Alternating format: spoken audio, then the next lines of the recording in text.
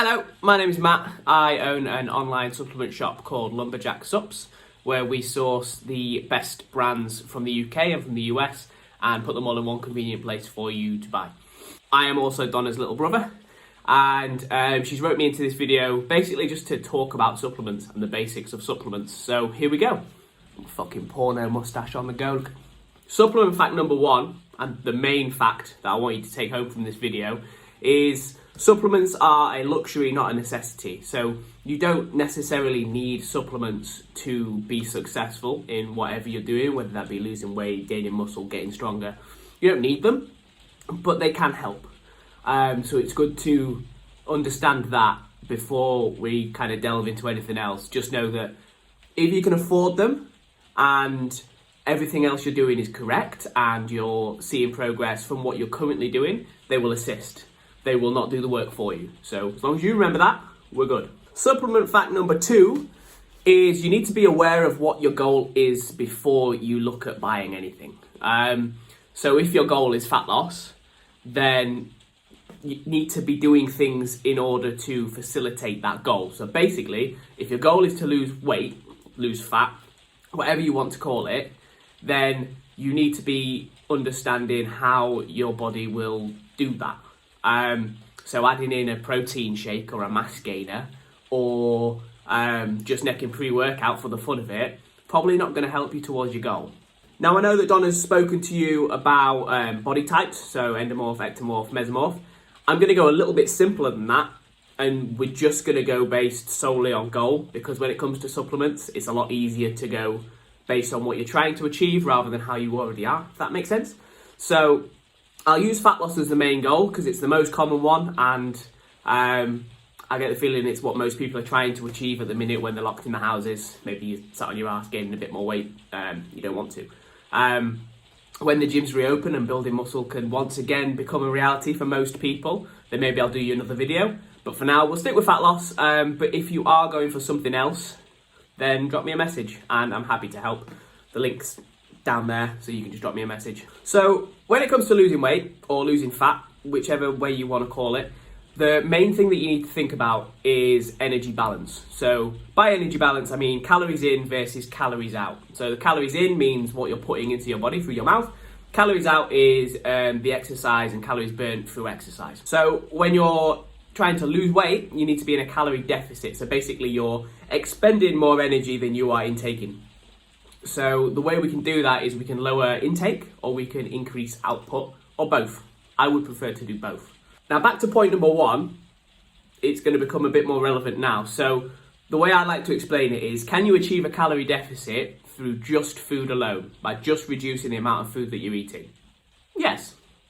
Can you create a calorie deficit just by exercising more and training harder and training for longer? Yes. More difficult and it's fucking shit, but yes, you can. Can you achieve a calorie deficit just from supplements? No, you fucking cannot. So don't try. It's as simple as that, because you're going to end up fucking yourself up just by trying to achieve a calorie deficit just through taking supplements. So you don't. King of porn tash. Does this mean that you shouldn't take supplements when you're trying to lose weight? No. But be aware that they're not going to do it all for you. It's not a fucking magic little pill that you put in your body and all of a sudden you just drop loads of weight. The hard work comes and the focus on nutrition has to be pretty strong. Then you can think about adding things in. One of the common mistakes, one of the common mistakes that I see people doing is they'll add in a protein shake because, you know, it's better for turning muscle into, like, fat into muscle, or some kind of fucking outlandish personal trainer type claim. It's bollocks. It's not how it works. So when we break down a whey protein or an isolate or even a vegan protein, anything like that, the basic idea is it's going to increase the amount of protein that you're having per day, and, you know, it's easier to drink because it's in liquid form. So it's like having a chicken breast without it tasting like a chicken breast, or you having to chew it.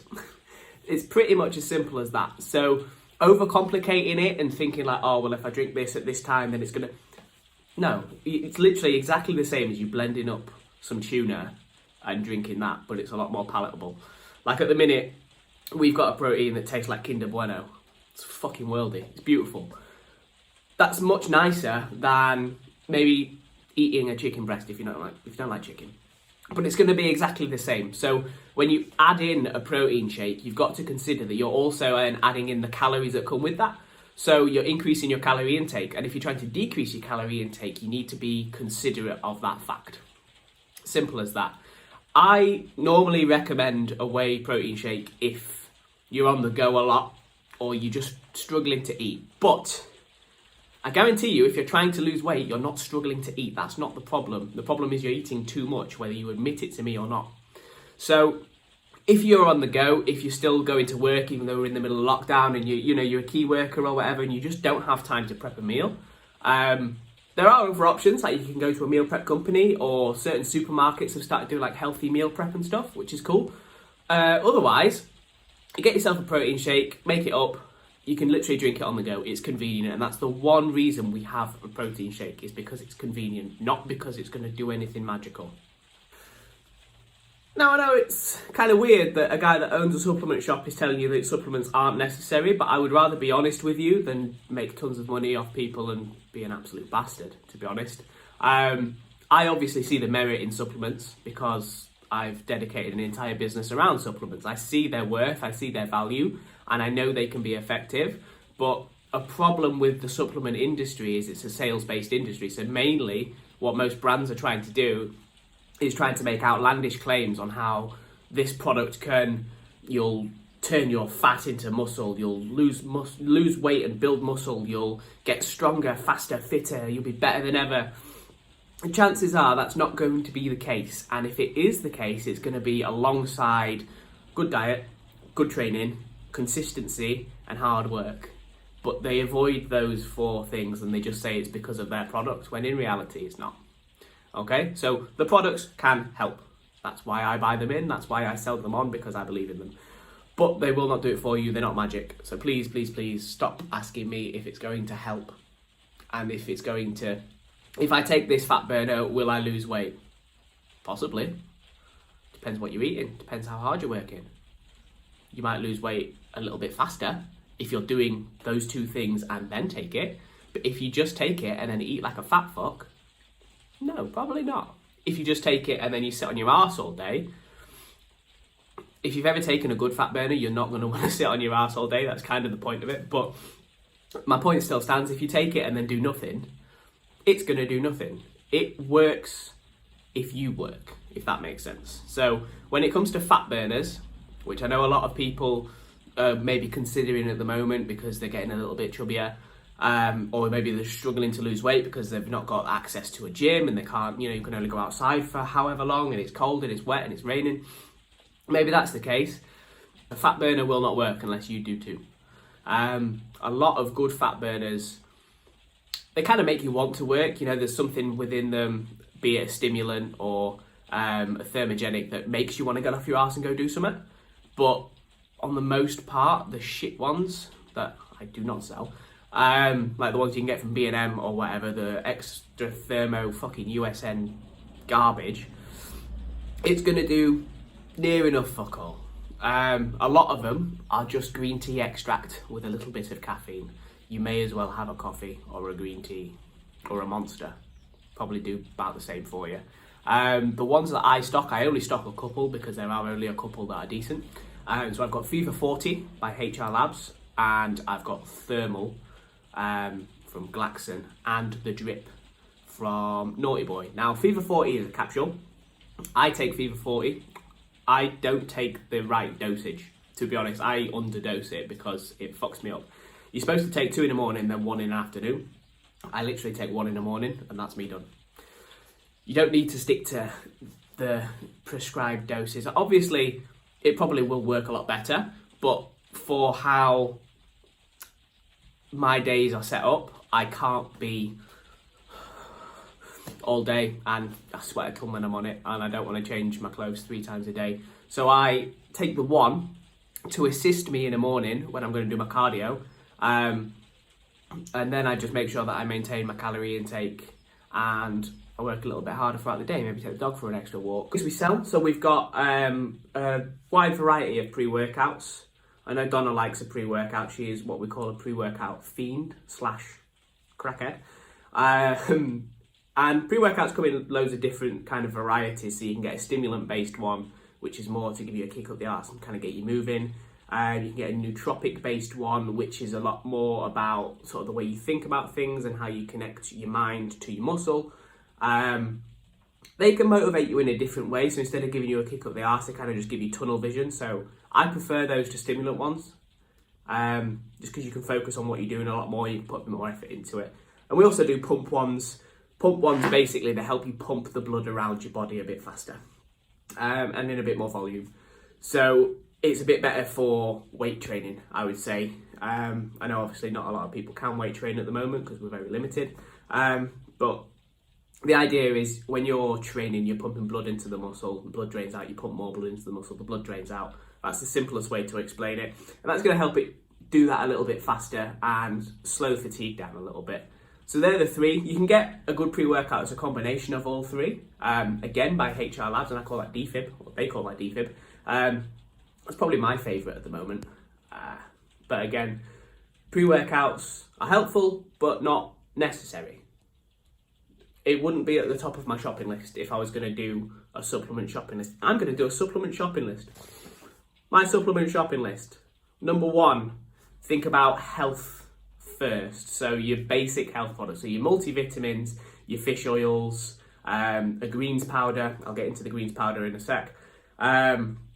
Glutamine, apple cider vinegar. If you've got dodgy joints or you're feeling a bit creaky, you can get a joint support. Those things first to make sure that your insides are doing okay. You want to make sure that your insides are working perfectly so we can then work on our outsides, if that makes sense. So start from the inside and work outwards. So looking after your digestion, your gut health, your heart health, your brain health would for me be more important than losing weight or building muscle. Because if you're not functioning properly in here, there's no guarantee that what you're doing in terms of exercise or diet is even going to have an effect on you. Because if your digestion's not working properly, you're not digesting the foods that you're eating properly, it can cause a couple of delays in things, you can have a couple of issues, and you're not going to digest the food that you're eating, so it's not going to have the same effect as if it was working properly and you were digesting the foods that you were eating, if that makes sense. Greens powder.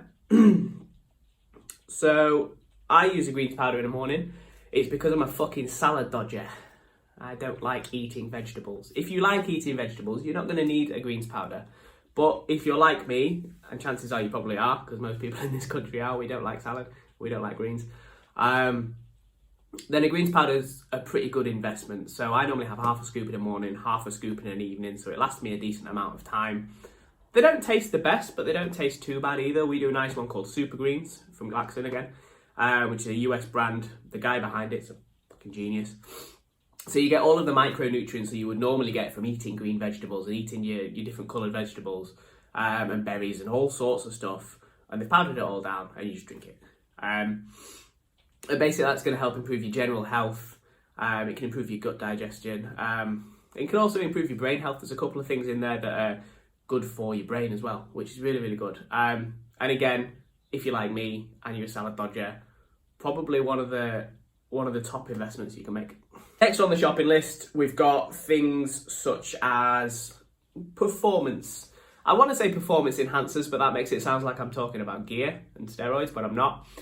Things that are going to improve your performance. So creatine monohydrate is one of the main ones up there. In fact, creatine and glutamine, I put them kind of on a pedestal. They're the most researched, they're the most abundant, they're the most available, probably the cheapest. And they're the ones that work the best and have been proven to do so. So creatine monohydrate is good for building strength and power. It's also good for cell hydration. It's good for your brain health. It's got a bit of a common misconception because of retard personal trainers that talk shit, to be honest. That's as simple as it is. But creatine monohydrate is great. You don't need to do any kind of loading phase. That's bollocks. They make that up to sell more. But you do need to dose it according to your body weight. So if you're a little bit lighter, you don't need as much as if you're a little bit heavier. And we go on lean body weight there, not actual, like just body weight. So there are ways to calculate your lean body mass. And if you're not sure, I'm happy to do a video on that for Donna as well. So once you know that, you then dose it. Normally for a woman, it's between like 4 and 5 grams. For a bigger guy, maybe you're looking at about 10 grams. I do 10 grams a day, and I feel good doing it, so that's not too bad. Lumberjack subs, we're actually looking at doing our own, which is pretty cool. So we're going to have our own creatine and glutamine, hopefully within the next year, possibly the next 2 years, depending on how long we stay locked down for and if I make any money. But yeah, we're gonna bring those out. Obviously, because we're going to bring it out ourselves, we're not having to pay any extra fees to bring it in, so it will be a little bit cheaper than the ones we already have, which makes it, more affordable for you. So yeah, I would recommend creatine, glutamine. Glutamine is probably the most abundant amino acid that we have in our muscle, and when we exercise, we deplete that quite a lot. So we like to replenish that with glutamine. It's also really, really good for gut health. So I normally have 10 grams glutamine in the morning, 10 grams glutamine in the evening, just to keep my gut health in check. I normally have that with apple cider vinegar, which is not nice, I'm not going to lie to you. I don't sell apple cider vinegar. I used to sell the gummies, but we can't get them in the UK anymore. Or the ones that I used to get, we can't get. So just apple cider vinegar from shop. Take that down. Lemon juice and aloe vera juice. Once again, I don't sell either of those, because why would I sell lemon juice? You can buy it from Tesco for 30p. I normally mix all that together, and that's beautiful for gut digestion. No, gut health and digestion, should I say. So we've covered the shopping list so far. We would have as health products, our improving performance products. From there, you can then look at things such as a pre-workout, a fat burner, or a whey protein. And we'll kind of lump them all together as add-ons. So a whey protein is not necessary. We've already discussed this, but they do taste pretty good and they're fucking convenient. So it wouldn't be at the top of my shopping list, but if you've got the funds and you're on the go and you could do with one, get one. If you are lacking motivation to train at the moment, like a lot of people are, then a pre-workout can help with that. But it doesn't just create motivation out of nowhere. Like, you don't just go, all of a sudden it kicks in and you go, I'm going to train now. You have to want to train, you have to be invested in it within yourself first, then drink your pre-workout, give it about 20-30 minutes for it to kick in, then you're going to train, and you probably just go a little bit harder. If you don't want to train and you take a pre-workout, it's not going to make you want to train, so please consider that. We've already spoken about fat burners as well. They're not necessary, but they can assist. Simple as that. I think I've rambled long enough. I've kept it basic, I've kept it simple. If we go too far, too quick into supplements and the way that they work and all of the different ones that are available, I'd be talking for fucking ever. So we'll keep it short and sweet for that. Key point to take home, once again, luxury, not a necessity. If you can afford it, great. If you can't, don't put yourself out of pocket. Get your diet sorted first. They don't do the work unless you do. And that's pretty much it. If you've got any questions, shoot me a message or ask Donna and she can ask me. Kill it. Peace. Porn Tash.